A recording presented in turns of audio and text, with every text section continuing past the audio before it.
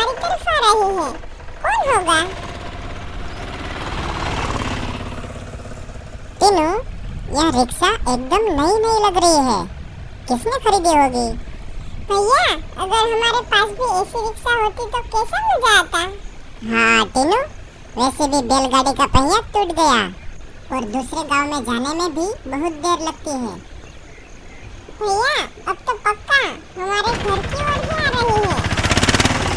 टीनू, तुम्हें दिखाई दे रहा है कौन चला रहा है? नहीं भैया, धूल बहुत उड़ रही है। अरे, ये तो हमारे पापा लग रहे हैं। क्या भैया, पापा चला रहे हैं? मैंने सोचा था ऐसा ही हुआ।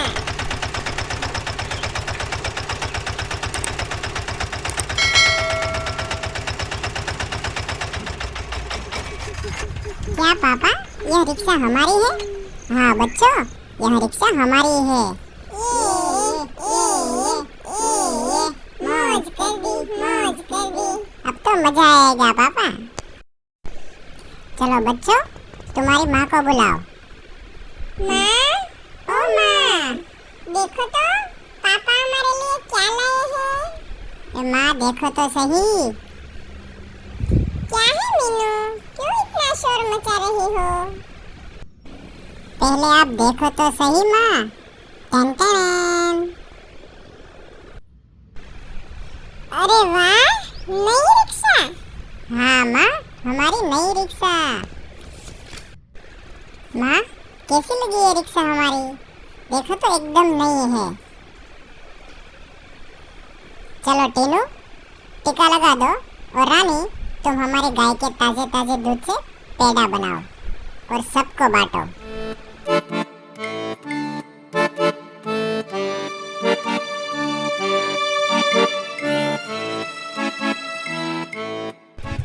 हाँ माँ, मुझे पेड़ा बहुत पसंद है, वो भी घर का बनाया हुआ, बाहर का नहीं। हाँ टीनू, सही बोले तुम। वैसे भी बाहर का पेड़ा नहीं खाना चाहिए। हाँ माँ, मुझे भी बहुत पेड़ा पसंद है। चलो माँ, तुम बनाओ। ठीक है बच्चों, मैं गाय का दूध का पेड़ा बनाती हूँ। तुम सब रिक्शा में घूम के आओ।